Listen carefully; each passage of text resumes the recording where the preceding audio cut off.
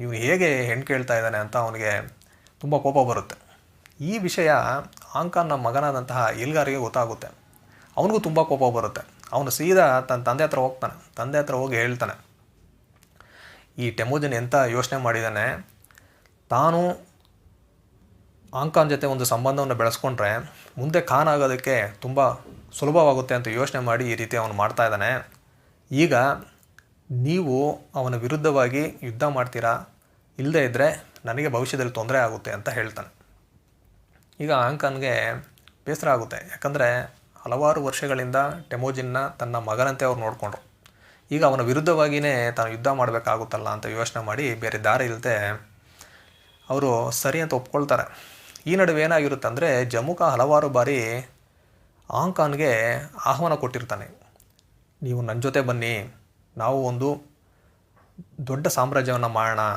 ಯಾಕಂದರೆ ನೀವು ಇದೇ ರೀತಿ ಟೆಮುಜಿನ್ಗೆ ಸಹಾಯ ಮಾಡ್ತಾಯಿದ್ರೆ ಅವನು ಈಗಲೇ ಬಲಿಷ್ಠವಾಗಿ ಬೆಳೆದಿದ್ದಾನೆ. ಮುಂದೆ ಅವನು ತುಂಬ ಶಕ್ತಿಯುತವಾಗಿ ಬೆಳೀತಾ ಹೋದರೆ ನಿಮಗೇ ವಿರುದ್ಧವಾಗಿ ಅವನು ಕೆಲಸ ಮಾಡೋಕ್ಕೆ ಶುರು ಮಾಡ್ತಾನೆ, ಹುಷಾರಾಗಿರಿ ಅಂತ ಹೇಳ್ತಾನೆ. ಸೊ ಇದೆಲ್ಲ ಯೋಚನೆ ಮಾಡಿ ಆಂಕಾನ್ ಏನು ಮಾಡ್ತಾನೆ, ಟೆಮುಜಿನ್ಗೆ ವಿರುದ್ಧವಾಗಿ ನಡ್ಕೊಳ್ಳೋದಕ್ಕೆ ಶುರು ಮಾಡ್ತಾನೆ.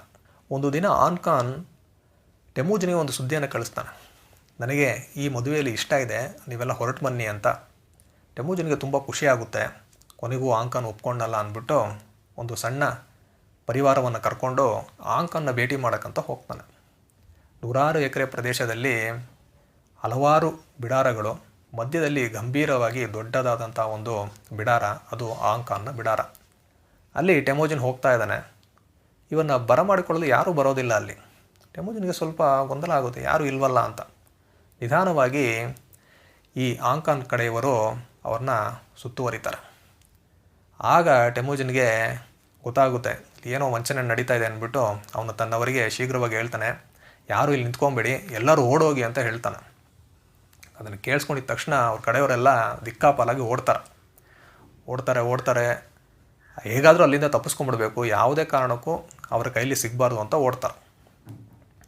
ಬುಲ್ಜುನ್ ಕೆರೆ ಹತ್ರ ಟೆಮುಜಿನ್ ಓಡಿ ಸುಸ್ತಾಗಿ ಅಲ್ಲಿ ಬಂದು ತಲೆ ತಿರುಗಿ ಬೀಳ್ತಾನೆ. ತುಂಬ ದಾಹ, ಹಸಿವು, ಕಣ್ಣು ಮಂಜಾಗುತ್ತೆ ಅವನಿಗೆ. ಎದುರುಗಡೆ ನೋಡಿದ್ರೆ ಬುಲ್ಜುನ್ ಕೆರೆ. ಅವನು ಹಿಂದೆ ಯಾರಾದರೂ ಇದ್ದಾರಾ ಅಂತ ನೋಡ್ತಾನೆ. ತನ್ನ ಕಡೆಯವರೇ ತನ್ನ ರೀತಿಯಲ್ಲೇ ಸುಸ್ತಾಗಿ ಬಂದು ಎಲ್ಲ ಒಬ್ಬೊಬ್ಬರೇ ಬೀಳ್ತಾ ಇರ್ತಾರೆ. ಸ್ವಲ್ಪ ಹೊತ್ತು ಆದಮೇಲೆ ಏನು ಮಾಡ್ತಾರಂದರೆ, ನೀರಾದರೂ ಕುಡಿಯೋಣ ಅಂತ ಕೆರೆ ಹತ್ರ ಹೋಗ್ತಾರೆ. ನೀರು ಅಶುದ್ಧವಾಗಿರುತ್ತೆ, ಬೇರೆ ದಾರಿ ಇರೋದಿಲ್ಲ. ಅದನ್ನೇ ಕುಡಿದು ಸ್ವಲ್ಪ ಸುಧಾರಿಸ್ಕೊಳ್ತಾರೆ. ಹೀಗೆ ನೋಡ್ತಾ ಇರಬೇಕಾದ್ರೆ ಒಂದು ಕಾಡು ಕುದುರೆ ಹೋಗೋದು ಟೆಮುಜಿನ್ಗೆ ಕಾಣುತ್ತೆ.